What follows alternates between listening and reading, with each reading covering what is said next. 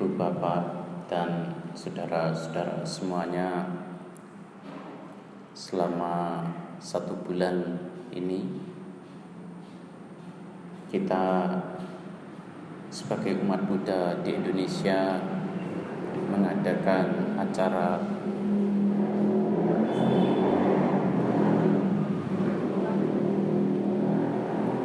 sebulan pendalaman Dhamma. Dan pada tahun ini saya memfokuskan diri untuk mengisi SPD di Sulawesi Selatan dan Sulawesi Tenggara. Saya sendiri sudah ngisi di Makassar, kemudian di Bone, dan akan berakhir di sini pada malam hari ini dan besok. Dan kemudian nanti baru saya akan lanjutkan ke Sulawesi Tenggara. Nah, ibu bapak dan saudara-saudara semuanya, pada malam hari ini, sebagaimana kebiasaan saya dalam setiap kali mengisi SPD, saya akan mengambil satu sutta untuk dibahas, satu sutta untuk dijadikan tema dalam SPD. Oleh karena itu, setiap malam saya akan berganti tema, akan berganti sutta. Dan pada malam hari ini saya akan menggunakan Danugaha Sutta sebagai tema dalam acara SPD ini.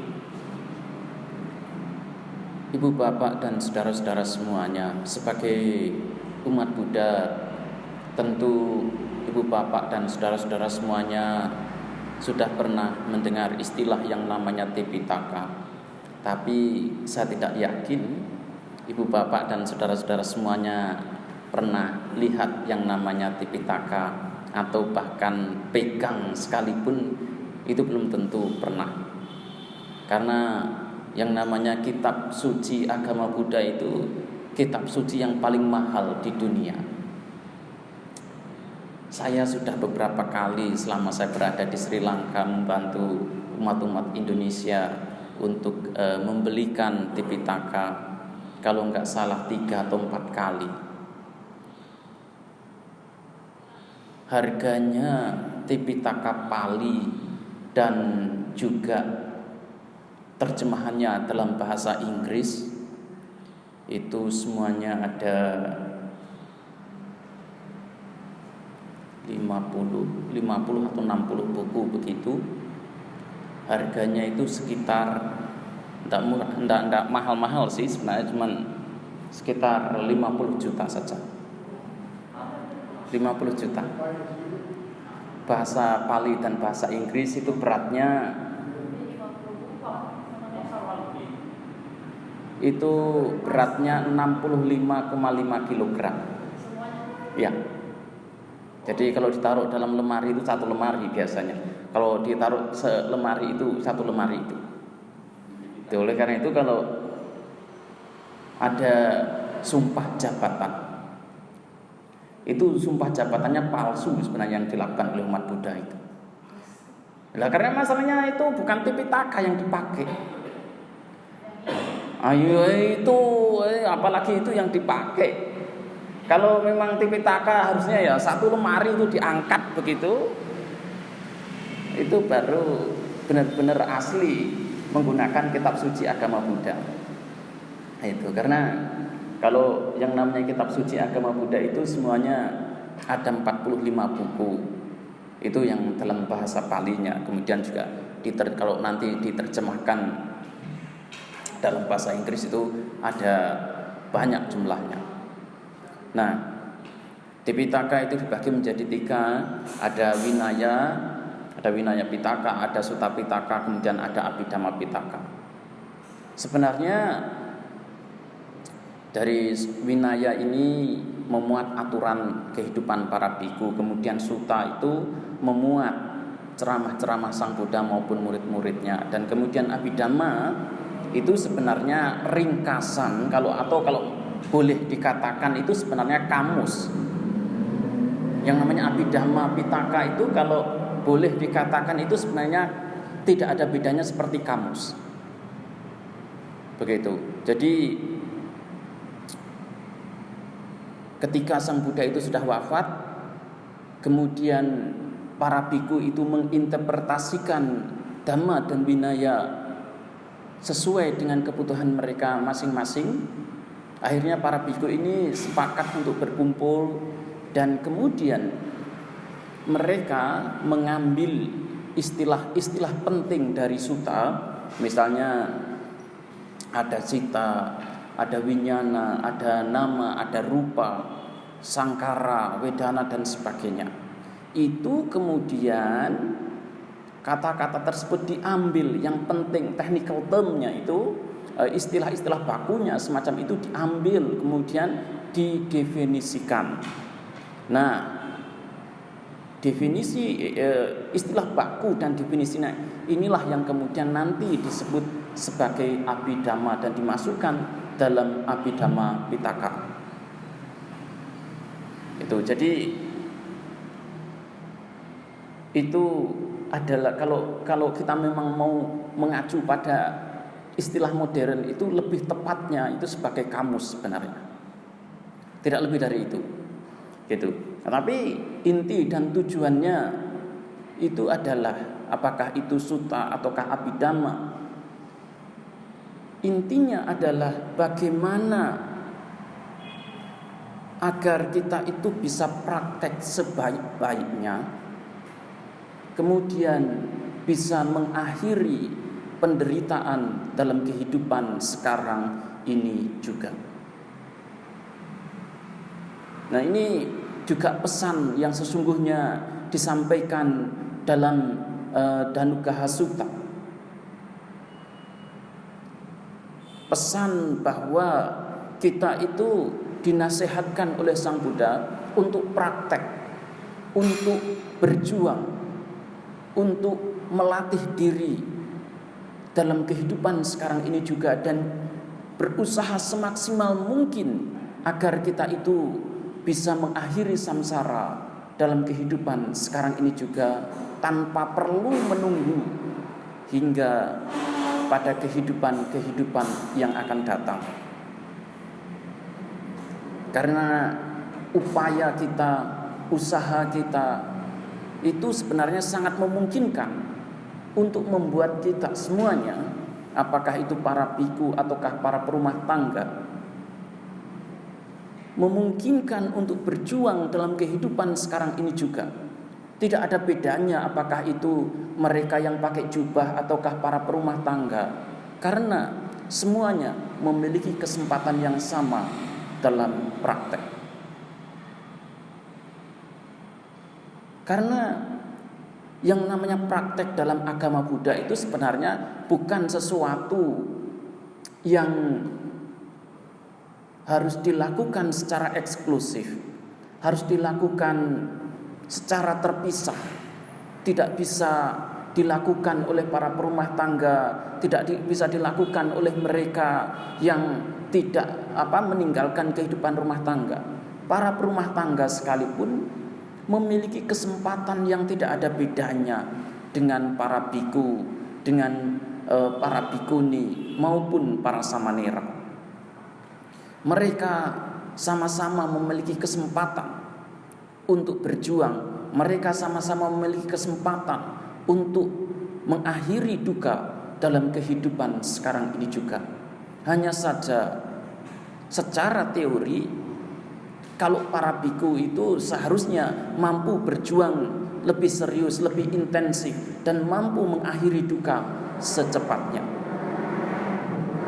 Tetapi sekalipun menjadi biku itu tidak jaminan, sekalipun memakai jubah itu tidak ada jaminan bahwa para biku akan secepatnya merealisasi nibbana, mengakhiri duka dalam kehidupan sekarang ini juga. Saya ambilkan contoh. Sekalipun di zaman Sang Buddha banyak juga biku-biku yang nakal, banyak juga biku-biku yang kurang ajar.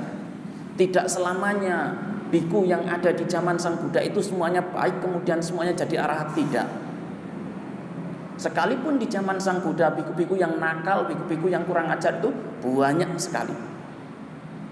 Kalau ibu bapak dan saudara-saudara semuanya membaca Vinaya Pitaka, ibu bapak dan saudara semuanya akan tahu secara persis bagaimana kelakuan, bagaimana perilaku para biku di zaman Sang Buddha.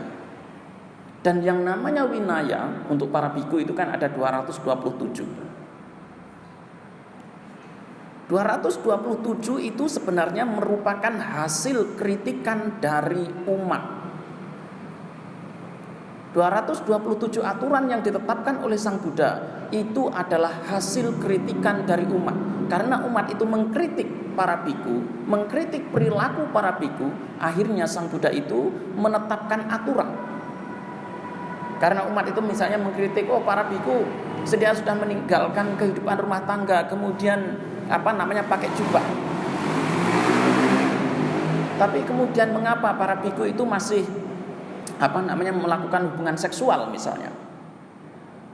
Nah, oleh karena itu kemudian Sang Buddha menetapkan aturan parajika nomor 1 bahwa para biku itu tidak boleh melakukan hubungan seksual. Atau ketika para biku mereka yang sudah tinggal di wihara begini namun masih potong pohon misalnya, masih merusak tumbuh-tumbuhan misalnya. Akhirnya apa? Begitu umat masyarakat tahu, masyarakat ini kemudian komplain, masyarakat ini kemudian protes. Nah, istilah protes, komplain, mencaci itu ada dalam bahasa Palinya itu manusa ujayanti kiyanti, itu bisa ditemukan dalam Vinaya Pitaka itu ratusan kali, mungkin lebih dari 500 kali muncul dalam Vinaya Pitaka. Komplain dari umat, protes dari umat, dan itu yang kemudian membuat Sang Buddha menetapkan aturan-aturan. Dan sebenarnya aturan itu ditetapkan baru setelah sangga itu berusia 20 tahun. 20 tahun pertama itu tidak ada Vinaya.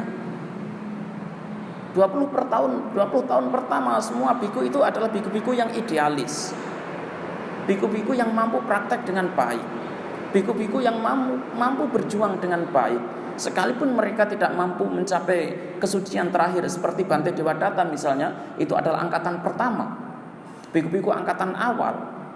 Tetapi bagaimanapun juga dia sudah mendedikasikan dirinya untuk berjuang, dia telah mendedikasikan dirinya untuk praktek, sehingga Bante Dewadatta itu pun mampu memiliki kemampuan yang luar biasa, mampu mencapai jana, mampu memiliki kesaktian ini dan itu, sehingga Bante Dewadatta itu menjadi biku yang terkenal juga. Itu adalah biku angkatan pertama, biku angkatan awal. Beliau berani berjuang, berani berkomitmen untuk berjuang sekalipun tidak mencapai kesucian, dan bahkan setelah meninggal beliau tetap terlahir di neraka Awici. Nah, oleh karena itu tidak ada jaminan bahwa semua biku yang ada di zaman Sang Buddha itu baik. Tidak ada. Bahkan hanya perilaku seksualnya para biku yang ada dalam Vinaya Pitaka itu cukup untuk meraih gelar doktor. Itu ada satu disertasi judulnya Sexuality in Ancient India. Itu ditulis oleh LPN Pereira. Itu cukup untuk menyelesaikan S3, meraih gelar doktor, cuman dengan melakukan penelitian terhadap perilaku seksual para biku di zaman Sang Buddha. Nah, oleh karena itulah ibu bapak dan saudara-saudara semuanya, bahwa para biku di zaman Sang Buddha sekalipun tidak selamanya itu baik, tidak selamanya itu semuanya mencapai kesucian. Bante Dewadatta sendiri terlahir di Awici, kemudian ada biku lain yang kemudian terlahir jadi kutu jubah, jadi binatang begitu. Kemudian sementara itu di pihak umat awam misalnya seperti Haji Takahapati, Citakahapati itu adalah seorang anak kami. Dia mampu mencapai kesucian. Kemudian Raja Sudodana, dia mencapai arahat. Kemudian Wisaka misalnya, dia menjadi seorang sotapana. Nah, oleh karena itu sekalipun sebagai perumah tangga, sebenarnya mereka juga memiliki kesempatan, memiliki waktu untuk praktek. Karena praktek yang ada dalam agama Buddha, praktek yang diberikan oleh Sang Buddha sesungguhnya itu sangat sederhana. Praktek yang diajarkan oleh Sang Buddha itu sifatnya tidak rumit. Praktek yang diajarkan oleh Sang Buddha itu sebenarnya tidak sulit. Hanya saja ketika ibu bapak dan saudara-saudara semuanya dihadapkan pada teori yang begini, teori yang begitu, kemudian semuanya jadi mengkeret. Kemudian semuanya menjadi takut untuk terjun dalam praktek. Ini terjadi di mana-mana. Ketika para perumah tangga, bahkan para biku sekalipun begitu baca Tipitaka, mereka yang dilihat itu apa? Yang dilihat itu susahnya. Yang dilihat itu ruwetnya. Yang dilihat itu bagaimana sulitnya dalam praktek. Tetapi yang namanya praktek itu sesungguhnya hanyalah bagaimana cara kita melihat mata itu berproses. Hanya mengamati bagaimana telinga itu berproses. Hanya memperhatikan bagaimana hidung itu berproses. Kemudian lidah, kulit, dan pikiran berproses. Hanya sebatas itu saja sebenarnya yang namanya praktek itu. Oleh karena itu, siapapun yang punya mata, siapapun yang punya telinga, siapapun yang punya hidung, punya lidah, punya kulit, dan punya pikiran, dia juga memiliki kesempatan yang tidak ada bedanya untuk praktek. Untuk bisa praktek dengan serius, tentu ibu bapak dan saudara-saudara semuanya tidak wajib harus meninggalkan rumah memakai jubah. Sekalipun berada di rumah, ibu bapak dan saudara semuanya tetap memiliki kesempatan untuk praktek, tetap memiliki kesempatan untuk menjalankan ajaran Sang Buddha dengan sebaik-baiknya. Kalau sekedar mengamati mata berproses, saya yakin semua orang itu bisa.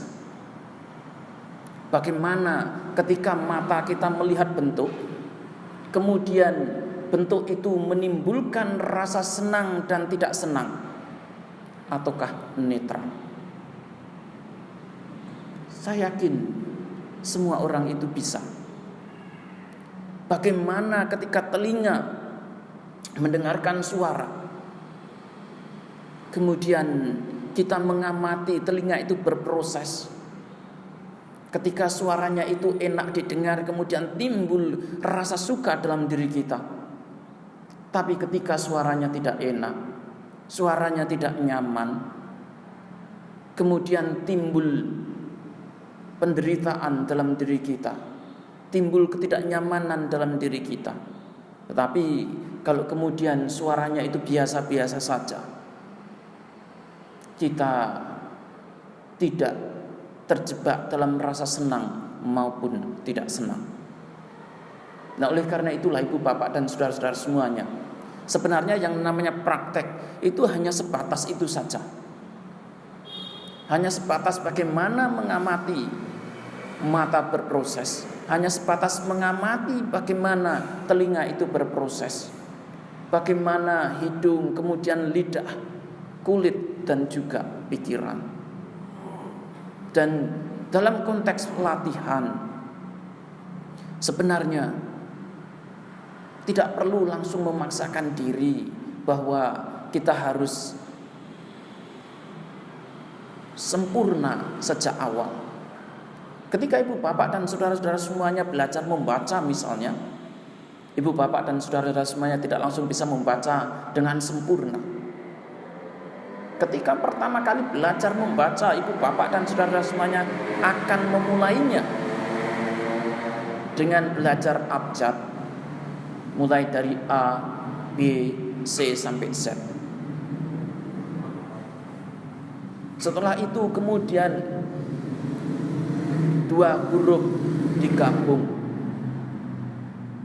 baru kemudian menjadi tiga huruf, dan kemudian kata baru kemudian kita rangkai menjadi kalimat. Sebenarnya ketika kita ada saat ini, sekalipun kita sudah dewasa, mampu membaca dengan fasih, kita tetap melakukan hal yang sama. Kita tetap mengeja huruf demi huruf, tetapi dengan kecepatan yang luar biasa. Sebenarnya yang kita lakukan ketika ada tulisan semacam ini ada tulisan begini, yang kita lakukan itu juga membaca huruf demi huruf. Tidak langsung membaca crystalline begitu, tidak. Tetap yang kita lakukan itu adalah mengeja huruf demi huruf. Tetapi karena kita sudah terbiasa untuk mengeja, kita sudah terbiasa untuk membaca, kita bisa membaca, bisa mengeja dengan kecepatan yang luar biasa. Praktek itu juga butuh kebiasaan. Mengamati bagaimana mata berproses itu butuh kebiasaan. Mengamati bagaimana telinga berproses itu butuh kebiasaan. Mengamati bagaimana hidung berproses itu butuh kebiasaan. Tanpa dibiasakan, latihan-latihan semacam itu tidak akan pernah terjadi. Nah, ibu bapak dan saudara-saudara semuanya, dalam Danugaha Sutta yang saya bahas pada malam hari ini, sebenarnya Sang Buddha itu mengingatkan kita, dengan cara memberikan perumpamaan orang yang memiliki kecepatan sangat tinggi. Di dalam sutta ini Sang Buddha memberikan perumpamaan seandainya ada 4 orang pemanah yang sangat terlatih, mampu memanah dengan baik, mampu memanah dengan kecepatan yang sangat tinggi. Kemudian mereka berempat ini berjejer satu baris. Lalu ada satu orang yang datang dan dia berkata, "Kalian lepaskan anak panah kalian, panahlah sebaik-baiknya. Saya akan kejar anak panah itu dan akan saya tangkap anak panah tersebut sebelum anak panah itu menyentuh tanah." Untuk bisa menangkap 4 anak panah sekaligus yang dilepaskan oleh 4 pemanah, tentu butuh keterampilan dan kecepatan yang luar biasa. Jangankan sampai 4, cukup 1 saja anak panah yang dilepaskan, kemudian dia mampu mengejar dan menangkapnya, itu pun sudah kecepatan yang sangat tinggi. Tapi Sang Buddha mengatakan, sekalipun orang ini yang mampu menangkap 4 anak panah yang dilepaskan dengan secara bersamaan, kecepatannya itu masih kalah dengan kecepatan matahari dan bulan. Dan kecepatan matahari dan bulan ini menurut Sang Buddha masih kalah dengan kecepatan para dewa. Tetapi kecepatan para dewa itu masih kalah dengan kecepatan proses kehidupan kita.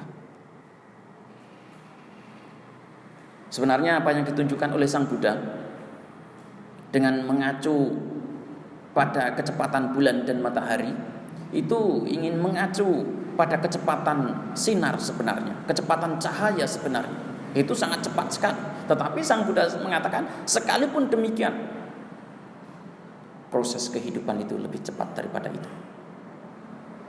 Oleh karena itu Sang Buddha berpesan, berjuanglah dengan sungguh-sungguh, berjuanglah dengan serius. Nah, ibu bapak dan saudara-saudara semuanya, ketika kita menjadi umat Buddha, kita diperkenalkan dengan konsep duka, kita diperkenalkan dengan konsep penderitaan. Tetapi sebenarnya, apakah penderitaan itu datang tiba-tiba, kita warisi dari kehidupan yang lampau? Kalau umat Buddha seringkali begitu mengalami duka, mengalami penderitaan, mengalami sesuatu yang tidak enak, akan langsung berpikir bahwa apa yang dialaminya itu adalah dampak atau akibat dari karma buruk yang sedang berbuah. Ini prinsip yang umum dipegang oleh umat Buddha. Tetapi kalau memang prinsip ini yang dipegang, sebenarnya ini adalah prinsip, bukan prinsip Buddhis, tetapi prinsipnya agama Jaina. Di India itu ada 62 agama ketika Sang Buddha itu hidup. Salah satunya itu adalah agama Jaina. Agama yang namanya agama Jaina itu memberikan ajaran tentang kama sangat detail, lebih detail daripada Sang Buddha. Dan prinsip yang mereka pegang apa? Setiap kebahagiaan dan penderitaan yang kita alami itu adalah dampak dari kama lampau kita. Itu prinsip mereka. Dan prinsip ini ditolak oleh Sang Buddha. Nah, oleh karena itu, kalau ibu bapak dan saudara semuanya sebagai umat Buddha, karena diajari konsep kama, kemudian ibu bapak dan saudara semuanya berprinsip bahwa apapun kebahagiaan dan penderitaan yang ibu bapak dan saudara semuanya alami, itu adalah dampak dari karma buruk, dampak dari karma lampau. Itu tidak ada bedanya ibu bapak dan saudara semuanya. Hanya statusnya sebagai umat Buddha, tetapi meskipun rajin ke wihara, tetapi pada realitasnya, prakteknya, prinsipnya yang dipegang dan dijalankan itu bukan ajaran Sang Buddha. Nah, ibu bapak dan saudara-saudara semuanya, sebenarnya yang namanya penderitaan itu bisa muncul dalam kehidupan kita karena adanya proses yang dikondisikan oleh berbagai macam faktor, oleh berbagai macam kondisi, tidak hanya satu saja. Dalam salah satu sutta yang ada di Samyutta Nikaya, Sang Buddha menyebutkan minimal itu ada 8 sebab mengapa seseorang itu bisa mengalami penderitaan maupun kebahagiaan ataupun perasaan yang netral.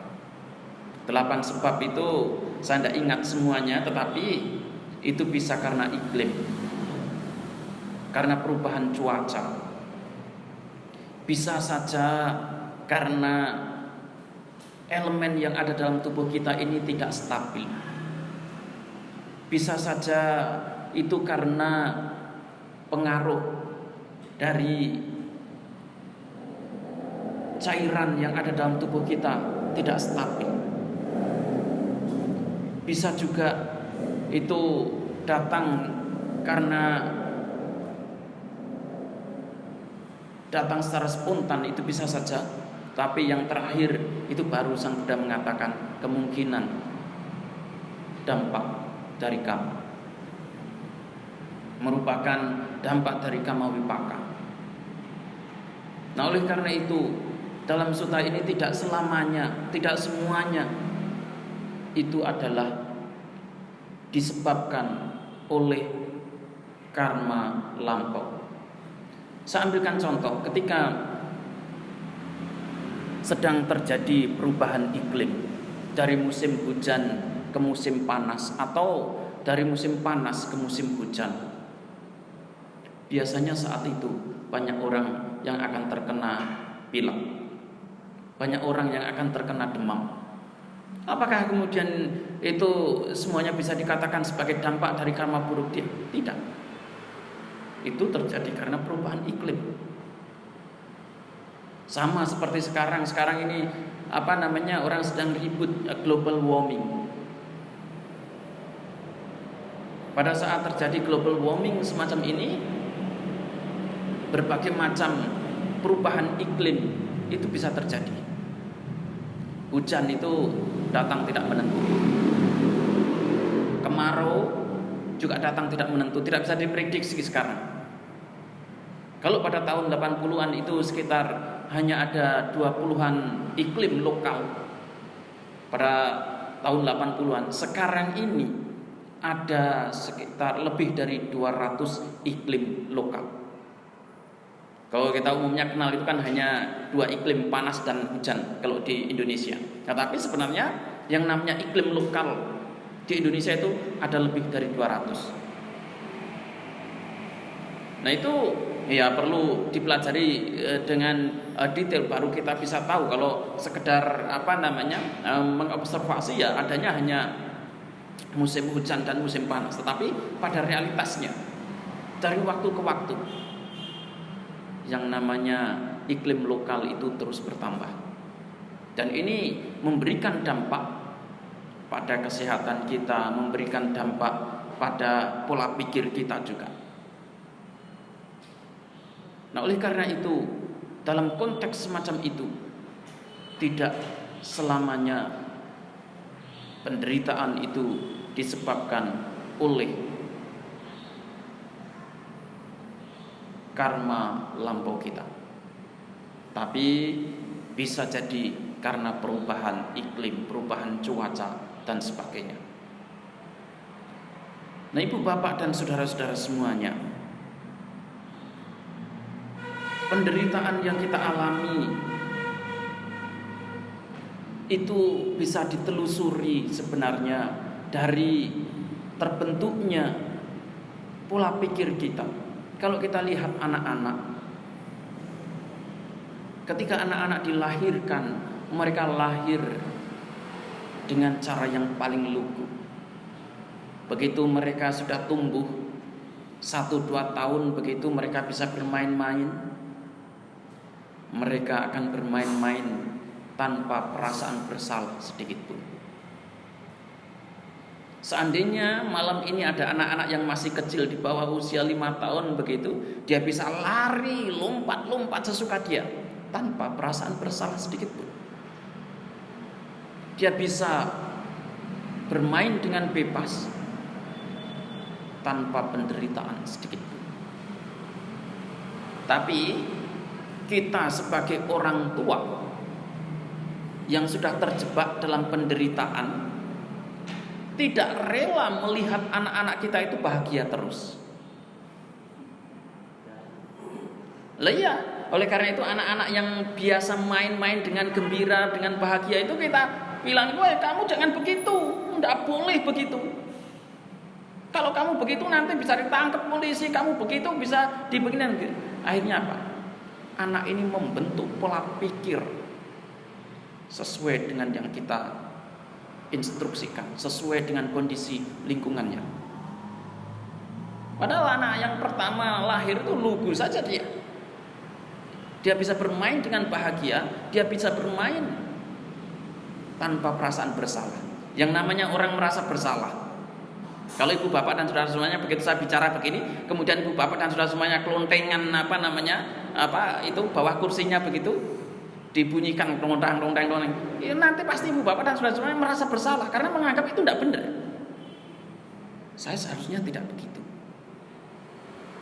Saya seharusnya duduk dengan tenang. Tapi karena sudah terpola oleh norma, terpola oleh aturan bahwa kalau ibu bapak dan saudara semuanya mendengarkan dhamma itu harus diam, harus tenang, harus tidak menciptakan keributan. Begitu ibu bapak dan saudara semuanya menciptakan keributan, timbul penyesalan. Dan setiap penyesalan itu pasti penderitaan. Setiap penyesalan itu adalah penderitaan. Nah, oleh karena itu Sang Buddha mengajarkan kepada umat Buddha untuk tidak menyesal sebenarnya. apapun kesalahan yang telah kita lakukan, kita tidak perlu menyesalinya, karena penyesalan adalah wujud dari penderitaan. Sang Buddha tidak mengajarkan kita untuk menyesal, tetapi Sang Buddha mengajarkan kepada kita untuk memiliki yang namanya ayating sangwara. Ayating sangwara itu adalah pengendalian diri di masa yang akan datang. Kalau katakan sekarang kita bertekad, saya akan mengendalikan diri, kemudian nanti gagal lagi, bertekad kembali, kemudian gagal kembali, bertekad terus berulang-ulang. Kebanyakan umat Buddha itu apa? Pegang prinsip jatuh di lubang yang sama 2 kali itu bodoh. Artinya kalau kesalahan itu sekali kita salah bisa dimaklumi, 2 kali salah kita anggap diri kita itu bodoh, tidak punya pengendalian diri. Tetapi sebenarnya kalau kita memang mau jujur mengakui, mau jujur melihat, kita semuanya ini adalah orang-orang yang gagal. Karena kita ini adalah orang yang gagal, akhirnya apa? Terlahir terus dari waktu ke waktu. Mati, terlahir kembali, mati, terlahir kembali. Karena apa? Kita ini adalah produk gagal. Kalau kita produk yang sukses, begitu terlahir ya tidak akan begitu mati tidak akan terlahir kembali. Itu baru produk sukses. Karena saat itu kita benar-benar memanfaatkan kehidupan kita dan kemudian kita tidak menderita kembali. Kita mampu menyelesaikan proses kehidupan dan terputuslah roda samsara. Itu baru produk sukses. Tapi selama kita ini masih terus terlahir kembali dari satu kehidupan ke kehidupan yang lain, itu menunjukkan bahwa kita ini adalah produk-produk gagal. Perlu didaur ulang, perlu diperbaiki, perlu direkonstruksi agar menjadi lebih baik. Nah, ibu bapak dan saudara-saudara semuanya, sekalipun ibu bapak dan saudara semuanya melakukan kesalahan yang sama 1001 kali, tidak perlu khawatir. Tetaplah terus berjuang. Suatu saat perjuangan ibu bapak dan saudara semuanya akan memberikan hasil, akan memberikan konsekuensi yang nyata dalam kehidupan ibu bapak dan saudara semuanya. Sekali berjuang tidak bisa langsung sukses. Jangankan kita, banyak murid-murid di zaman Sang Buddha sekalipun, mereka juga harus berjuang selama bertahun-tahun mengulangi hal yang sama berulang-ulang. Di zaman Sang Buddha itu hanya ada satu biku yang sangat cerdas. Begitu dinasihati oleh Sang Buddha sekali saja, langsung dia jadi arahat. Itu ada satu orang yang namanya Bahya Darucirya. Bahya Darucirya itu ceritanya sebenarnya dia adalah seorang saudagar kaya. Dia seorang pedagang yang biasa berlayar dari India ke Swarna Bumi. Swarna Bumi itu menjadi perdebatan di kalangan cendekiawan, para sejarawan. Ada yang mengatakan Swarna Bumi itu Thailand, tapi juga ada yang mengatakan bahwa Swarna Bumi itu adalah Sumatera. Nah, dia berlayar dari India ke Swarna Bumi. Tetapi ketika dia baru berlayar beberapa saat, beberapa hari, kapalnya itu dihantam oleh badai. Habis semua dagangannya, habis semua barang-barangnya, dan dia terdampar di pantai. Pakaiannya juga habis. Akhirnya dia memakai pakaian dari kulit kayu.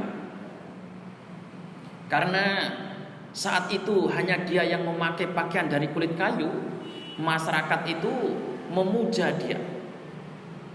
Masyarakat memuji dia bahwa dia itu adalah orang yang hebat, pertapa, suci dan sebagainya. Dan dia punya keyakinan yang sangat kuat bahwa dirinya adalah orang yang telah mencapai kesucian. Namun kemudian ada dewa yang datang dan memberitahu bahwa sesungguhnya dia belum mencapai kesucian.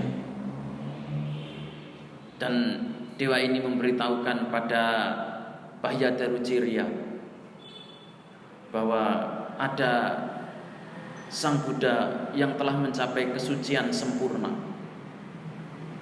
dan dia tinggal di Sawati. Begitu diberitahu, dia langsung berangkat ke Sawati, jalan kaki, tidak ada pesawat zaman dulu. Dari pinggir pantai ke Sawati itu perjalanannya minimal butuh 11 hari jalan kaki. Dari pantai, karena kalau dari pantai ke Sawati itu sebenarnya jauh sekali. Kalau ibu bapak dan saudara semuanya pernah ke India, pernah Dhamayatra ke India begitu, itu kita seharian naik bis, itu pun tempatnya cuma datar begitu saja, masih jauh, dan itu tidak mampu kita capai dalam waktu sehari. Apalagi yang namanya dari pantai itu masih jauh dari Sawati. Nah, Bahya ini kemudian bertemu dengan Sang Buddha tepat ketika Sang Buddha itu sedang berpindah patah. Sebenarnya dia datang ke wihara dulu di Cetawana, tapi begitu sampai di Cetawana dia bertanya di mana Sang Buddha. Sang Buddha sedang pindah patah, begitu kata para bhikkhu. Dan dia susul Sang Buddha yang sedang pindah patah di Sawati. Begitu sampai ketemu dengan Sang Buddha, Bahya langsung bilang, "Bante, tolong ajarkan saya Dhamma." Sang Buddha biasanya kalau lagi pindah patah tidak mau ngajar Dhamma. Tapi Bahya ini kemudian bilang, "Bante, ajarkan saya Dhamma." Minta sampai 3 kali. Sang Buddha tidak mau untuk mengajarkan Dhamma. Tapi kemudian yang keempatnya Bahya ini bilang, "Bante, saya tidak tahu kapan saya mati, dan saya pun tidak tahu kapan Bante itu akan mati. Oleh karena itu tolonglah ajarkan saya Dhamma yang simple saja, dan saya akan praktekkan." Sang Buddha kemudian memberikan nasihat singkat, hanya 4 kalimat saja. Kalimatnya itu begini: "Dite ditamatang bhavisati, sute sutamatang bhavisati, mute mutamatang bhavisati, winyate winyatamatang bhavisati." Dari apa yang dilihat, sekedar dilihat. Dari apa yang didengar, sekedar didengar. Dari apa yang dirasakan, sekedar dirasakan. Dan dari apa yang dipikirkan, sekedar dipikirkan. Kalau kamu sanggup praktek seperti itu, kamu tidak akan ada di sini, tidak di sana, juga tidak di tengah-tengahnya. Hanya itu saja nasihat Sang Buddha. Dan Bahya waktu itu langsung menjadi arahat. Tepat saat itu dia menjadi arahat, mencapai pembebasan dari penderitaan. Dia hanya satu-satunya bhikkhu yang paling cepat. Selebihnya itu perlu berjuang. Bante Sariputta yang sangat cerdas itu pun butuh perjuangan 2 minggu. Bante Moggallana itu butuh waktu 1 minggu. Bante Ananda yang merupakan pembantu Sang Buddha, pembantu utama Sang Buddha sekalipun, dan hidup bersama Sang Buddha, menjadi pembantu Sang Buddha selama 25 tahun, itu perlu berjuang selama 45 tahun baru menjadi arahat. Hanya Bahya Darucirya saja yang sangat cerdas. Selebihnya itu perlu berjuang dengan keras, minimal 1 minggu, 2 minggu, dan lebih dari itu. Nah, oleh karena itu ibu bapak dan saudara-saudara semuanya, ketika Sang Buddha memberikan nasihat berjuanglah dengan sungguh-sungguh, kita seharusnya berjuang. Kita seharusnya mau melatih diri, mengimplementasikan dan mempraktikkan ajaran Sang Buddha dalam kehidupan sehari-hari, agar kebahagiaan yang sesungguhnya bisa kita capai dan penderitaan bisa kita akhiri dalam kehidupan sekarang ini juga. Masih sangat memungkinkan sekalipun Sang Buddha itu telah lama parinibbana, meskipun Sang Buddha itu sudah lebih dari 2500 tahun yang silam meninggalkan kita semuanya, tetapi Sang Buddha mewariskan Dhamma. Dan Dhamma itulah yang kemudian bisa kita pegang, bisa kita praktikkan, bisa kita jadikan pedoman dalam menjalani kehidupan ini. Ketika kita mau praktek, kehidupan akan menjadi lebih baik, kehidupan akan menjadi lebih damai, kehidupan akan menjadi lebih tenang, dan sudah barang tentu kesuksesan akan lebih bisa dirasakan.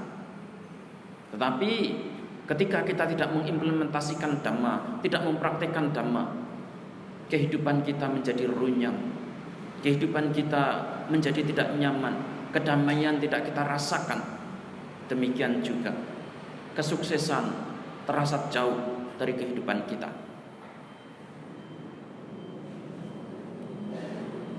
Banyak orang yang praktek Dhamma dengan baik, kemudian mereka merasakan manfaatnya secara maksimal dalam kehidupan mereka. Dan sekarang yang lebih ngetren, agama Buddha itu bisa diterima dengan baik di mana-mana, karena agama Buddha mampu memberikan solusi yang baik terhadap kondisi kehidupan dunia saat ini yang semakin tampak dirasakan memberikan beban yang luar biasa bagi kebanyakan orang, baik dari anak-anak sekolah, orang tua maupun para pekerja profesional. Mereka merasakan beban yang tidak sedikit.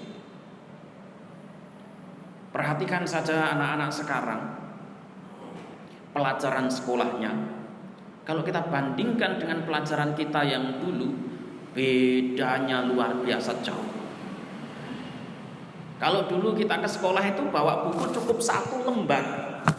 Lah sekarang anak-anak ke sekolah itu harus bawa laptop, bawa buku, 1 tas itu penuh. Itu baru kelas 2 SD.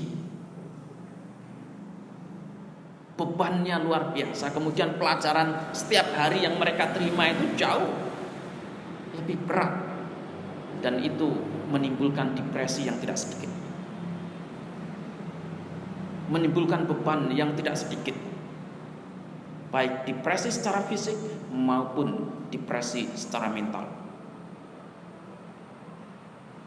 Nah, ibu bapak dan saudara-saudara semuanya,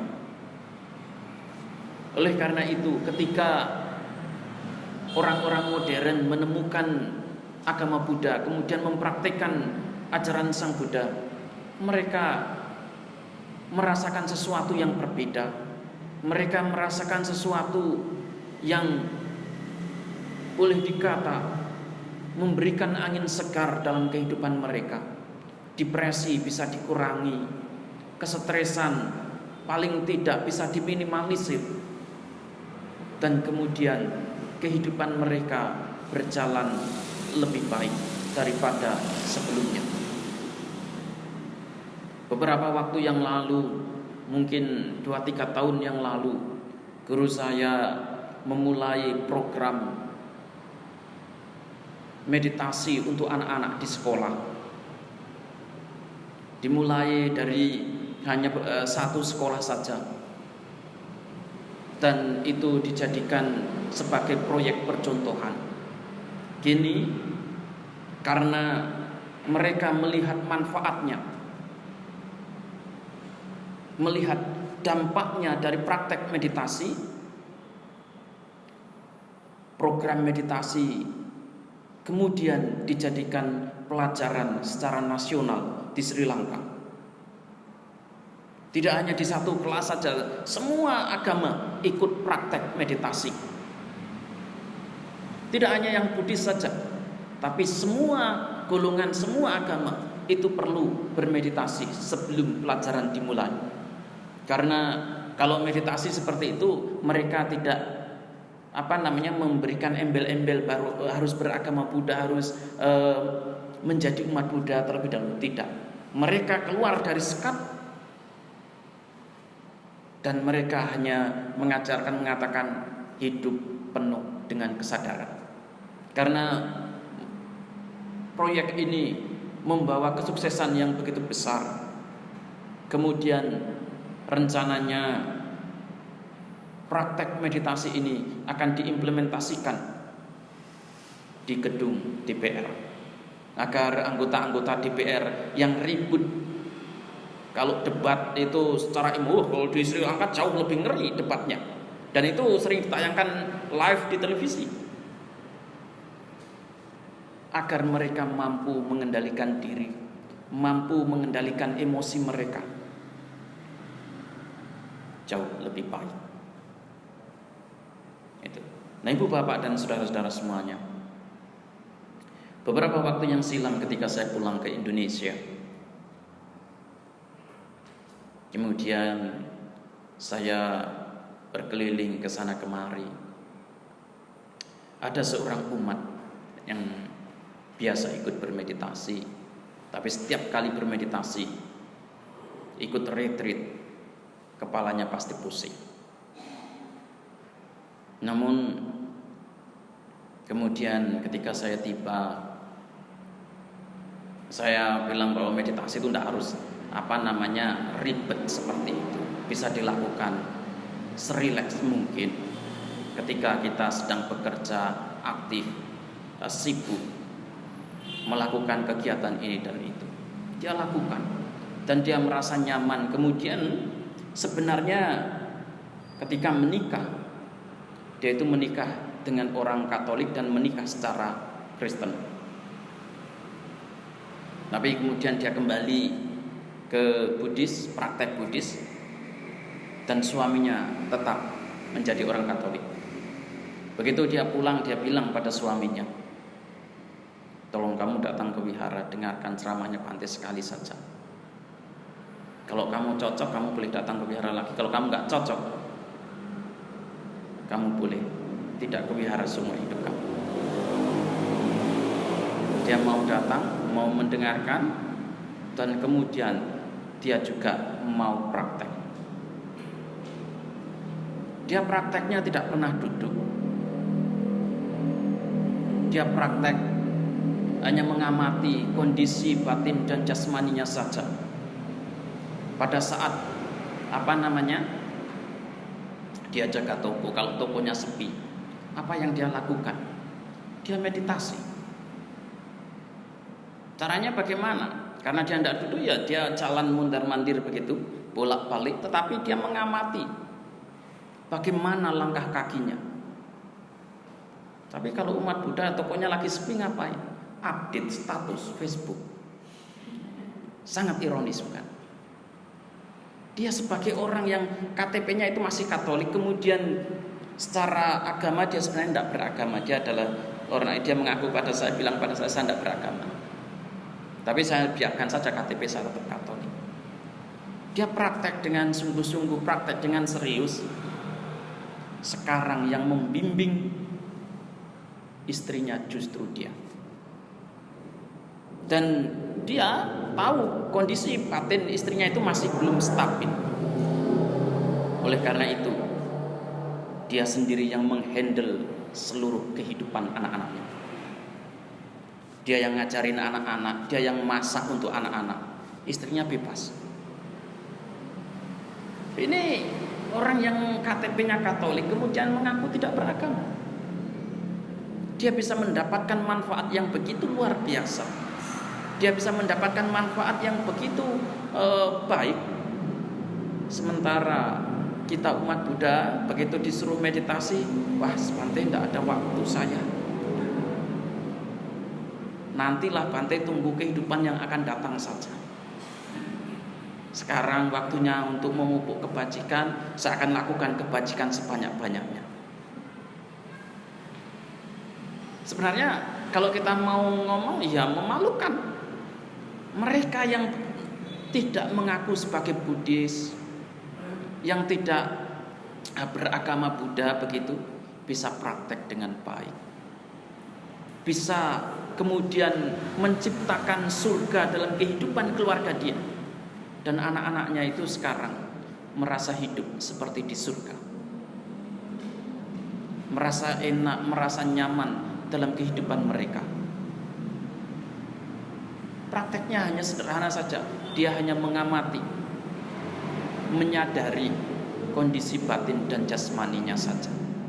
Hanya itu yang dia lakukan, dan itu sudah cukup untuk membangun kehidupan yang sangat harmonis. Suatu ketika mereka sedang berkumpul dengan keluarga lain yang bukan Buddhis. Kemudian ada satu ibu-ibu yang iseng tanya kepada anaknya, karena anaknya itu baru kelas 4 sekarang rasanya. Yang anaknya yang paling besar itu baru kelas 4, kemudian yang kecil itu kelas 3. Dia tanya, "Cek, papa itu kalau di rumah pasti suka marah ya?" Anaknya yang tidak tahu apa-apa, dia jawabnya gimana? "Tidak lah, papa kan rajin meditasi." Meskipun anak ini tidak tahu bahwa bapaknya itu meditasi, tapi anaknya bisa bilang bahwa bapaknya itu rajin meditasi. Nah, oleh karena itulah ibu bapak dan saudara-saudara semuanya, sebenarnya ketika orang tua mampu memberikan contoh yang nyata, mampu memberikan contoh yang konkret, anak-anak itu akan tahu, akan bisa meniru apa yang dilakukan oleh orang tua. Mereka lebih cenderung bisa menangkap dan mempraktekkan ketika mereka melihat contohnya. Kita nasihati anak-anak untuk tidak marah, tapi ketika kita nasihati apa? Kamu itu kalau bicara jangan keras-keras. Alah, orang tuanya sendiri ngomong keras, nyuruh anaknya tidak boleh bicara keras. Ini tidak konsisten, tidak memberikan contoh yang baik. Kita mengajarkan anak dengan cara yang keras seperti itu untuk lembut. Lah, lembutnya dari mana?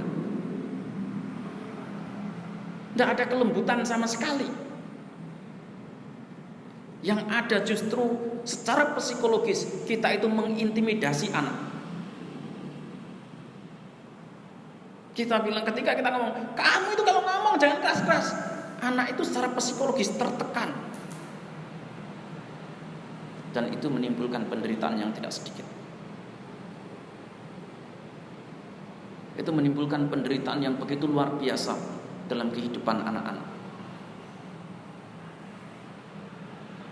Nah, oleh karena itu ibu bapak dan saudara semuanya, Sang Buddha sebagai seorang guru itu adalah orang yang konsisten. Beliau akan mengatakan apa yang beliau lakukan, dan beliau melakukan apa yang beliau katakan. Beliau tidak akan melakukan apa yang tidak beliau katakan, dan beliau tidak akan mengatakan apa yang tidak beliau lakukan. Itulah mengapa Sang Buddha itu kemudian disegani oleh banyak orang. Banyak orang yang tunduk kepada beliau karena beliau itu adalah orang yang konsisten, mempunyai integritas. Tidak ngomong A kemudian berperilaku B, tidak berperilaku C kemudian ngomongnya D. Nah, kalau kita tanya, kamu sudah makan? Oh, saya sudah makan, padahal perutnya kerucuk enggak kan? Itu enggak konsisten sebenarnya. Secara realistis itu enggak konsisten. Meskipun secara sosial itu mungkin baik, tetapi secara realita itu tidak konsisten.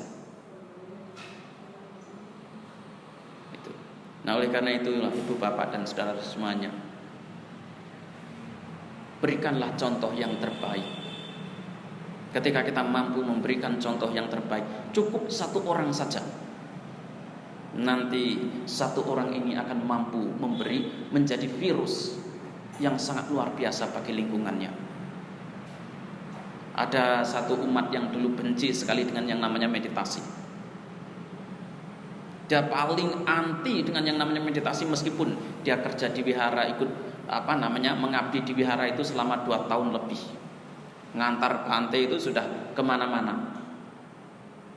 Tapi dia paling anti, paling tidak suka, paling benci dengan yang namanya meditasi. Begitu saya pulang, dia adalah orang yang pertama kali saya telepon, karena itu yang saya kenal. Ketika dia bilang begitu, ya saya bilang, meditasi itu kamu tidak harus duduk. Kamu bisa lakukan waktu kamu itu sedang sibuk buat kue, karena orangnya jualan kue, sedang sibuk cucian piring, sedang sibuk beraktivitas. Cukup ketika kamu cucian begitu, kamu sadari gerakan tangan kamu. Kamu ketahui bagaimana aktivitas tangan kamu. Itu sudah cukup dan itu sudah merupakan meditasi. Dia mau praktek. Dan kemudian sekarang dia mampu menjadi virus bagi lingkungannya, menjadi virus bagi saudara-saudaranya, anak-anak, istrinya, segala macam juga mau praktek. Nah, ibu bapak dan saudara-saudara semuanya, saya rasa saya tadi baru bicara sebentar, tapi sudah 1 jam ternyata. Kalau saya bicara kadang-kadang saya lupa, makanya saya lihat orangnya semakin ngantuk, sudah gelisah. Dan saya tahu umumnya tidak mudah, tidak paham apa yang saya sampaikan. Itu, ya. Oleh karena itu, sebelum pada tidur semuanya, ya saya akhiri SPD malam hari ini. Tapi sebelum saya tutup, saya persilahkan kalau memang ada yang mau bertanya.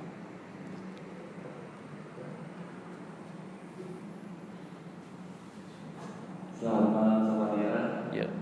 Saya mau bertanya tentang Vinaya. Vinaya Bante. Kan ada 227 ya sila yang harus dijalani di Bante. Apakah Vinaya itu seharusnya tidak ditambah? Karena seiring berkembangnya teknologi peradaban, banyak hal yang begitu sudah sangat berubah dibandingkan zaman Buddha itu. Seharusnya banyak yang ditambah lagi, karena sudah banyak yang berubah sama yang. Ya, gitu kan. Tidak boleh pegang HP begitu ya. Seharusnya. Oke. Logikanya kan tadi sila itu ada karena komplain umat. Ya. Saya ambil cerita. Suatu ketika ada seorang biku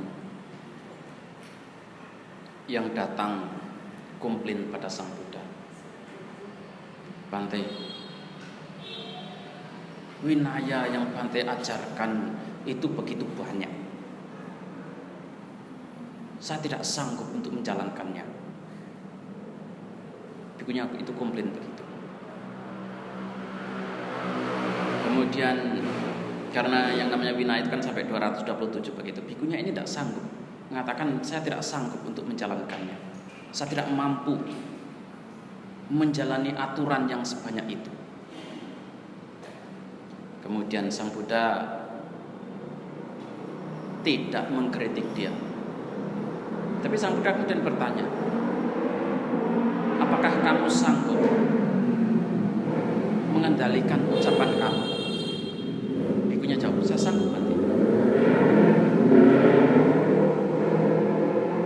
Apakah kamu sanggup mengendalikan perbuatan kamu?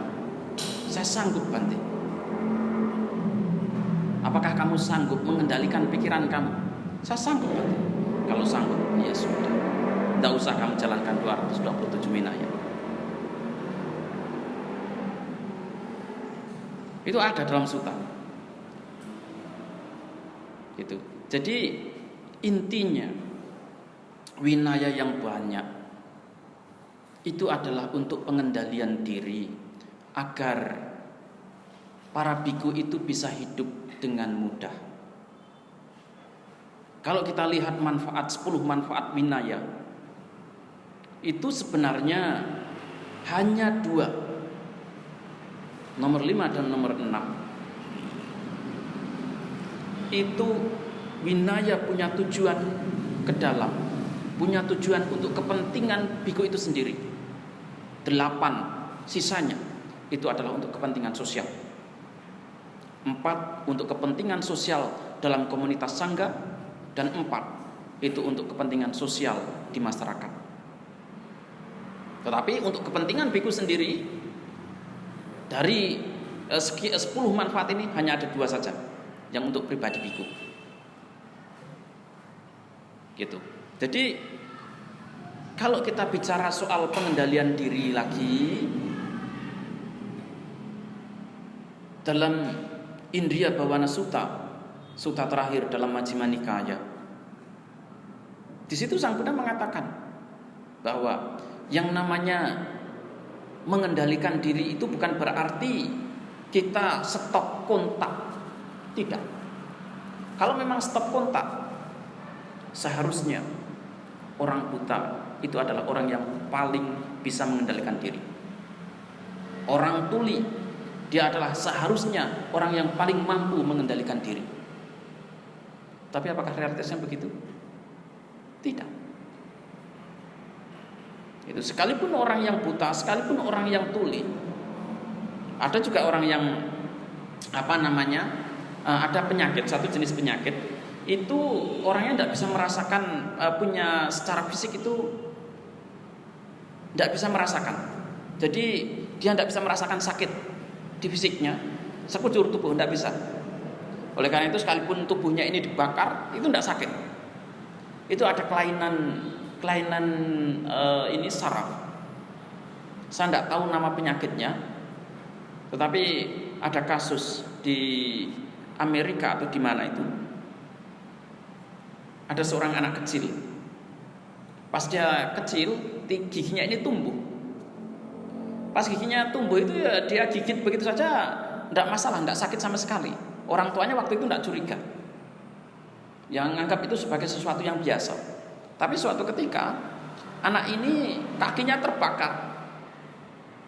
Pada saat kakinya itu terbakar, dia dibawa ke dokter, kemudian dijahit segala macam. Anak ini tidak nangis, tidak jerit apapun. Begitu dibawa pulang, dilepaskan, ya anaknya lari. Itu saya tidak ingat nama penyakitnya, tetapi itu ada satu jenis penyakit itu namanya persis seperti orang yang buta, dia matanya tidak bisa melihat. Kalau ini kulitnya tidak bisa merasakan, fisiknya dia tidak bisa merasakan. Itu. Nah, oleh karena itu menurut Sang Buddha, yang namanya pengendalian diri ini tidak hanya untuk para biku, tetapi juga untuk semuanya. Yang namanya pengendalian diri itu adalah begini: sekalipun kita kontak dengan objek semacam ini,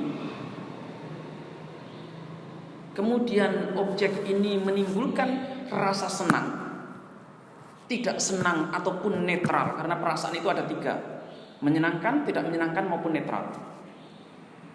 Begitu saya pegang melihat bentuk semacam ini, kemudian timbul perasaan menyenangkan, tidak menyenangkan ataupun netral. Tetapi ketika saya tidak terobsesi dengan bentuk tersebut, disitulah Sang Buddha mengatakan bahwa orang tersebut hidup dalam Arya Winaya. Arya Winaya artinya winaya yang luhur. Kalaupun katakan sekarang kan aturan winaya itu ada 227. Kalau memang dirasa perlu, sangga boleh nambahi, tetapi itu bukan masuk dalam 227 winaya, itu akan masuknya dalam watak. Ada yang namanya wata. Wata itu kewajiban yang harus dijalankan. Boleh sangga menambahi, tetapi tidak dalam konteks 227 winaya ini. Termasuk dalam Sangga Theravada Indonesia itu sudah banyak aturan yang dibuat juga untuk para biku, yang kemudian disepakati menjadi piagam-piagam, menjadi yang diputuskan dalam setiap rapim. Karena Sangga Theravada Indonesia itu melakukan rapat pimpinan itu 3 kali setahun, kemudian pesamuan agung itu 1 kali setahun. Nah itu ada aturan-aturan yang kemudian ditetapkan, aturan-aturan yang kemudian diputuskan bersama karena biku sangga melihat realitas yang ada sekarang.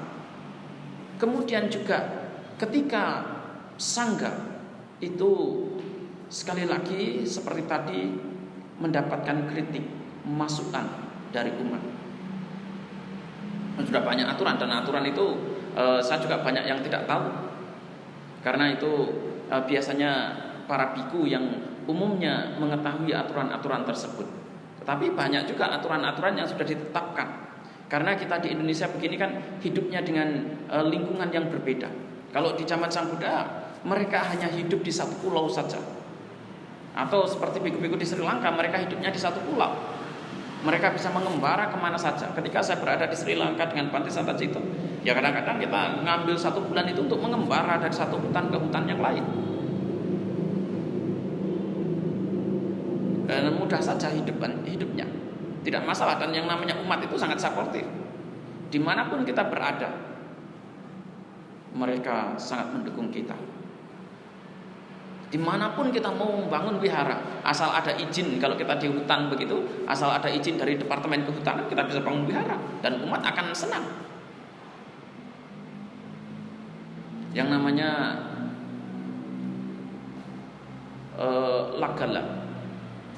Lagala itu sangat-sangat luas. Itu sepertinya sih 1 kecamatan, tetapi luasnya minta ampun. Di situ itu daerahnya hutan semuanya, ada kampung, beberapa kampung begitu, dan di situ ada kalau nggak salah 17 putih. 17 putih di hutan, karena itu adalah hutan lindung. 17 putih ini, setiap putih itu hanya untuk 1 biku. Dan untuk bisa bertemu dengan biku yang lain, minimal kita harus berjalan 2 jam. Jalan kaki. Kalau putih yang lain itu jauh, lebih jauh lagi. Dan kita tinggal di tengah hutan belantara. Suara mobil sudah tidak ada, suara manusia sudah tidak ada. Sendirian. Jalan kaki biasanya dari kampung itu paling tidak 1 jam. Dan hidup dengan berbagai macam binatang buas. Ada buaya, ada ular, gajah, harimau, beruang itu yang ganas. Kemudian sama buaya itu yang cukup ganas, dan ular. Kalau kita di tengah hutan belantara begitu, kemudian dipatok ular, hanya ada 2 pilihan. 1, mati dengan tenang, atau 2, mati dengan pikiran yang kacau. Hanya itu saja pilihannya. Tidak ada pilihan lain. Kalau memang dipatok ular di tengah hutan belantara begitu. Gitu. Jadi saya pernah hidup di hutan-hutan begitu dengan Bhante Santacito. Bhante Santacito malam ini ada di Boni. Mungkin tidak ada jadwal ke sini beliaunya. Ya, ada ya? Tidak ada ya. Nah, waktu di Sri Lanka, ya kita hidupnya kalau pas liburan kita habiskan waktunya di tengah hutan belantara begitu, mengembara dari satu tempat ke tempat yang lain. Kadang-kadang kita nginap di satu wihara hutan itu cuma 2 malam, 3 malam, nanti langsung kita pindah lagi ke tempat lain, cuman untuk merasakan, memiliki pengalaman bagaimana rasanya hidup di tengah hutan belantara. Tetapi kita di Indonesia, biku kita jumlahnya itu masih 96 kalau nggak salah sekarang.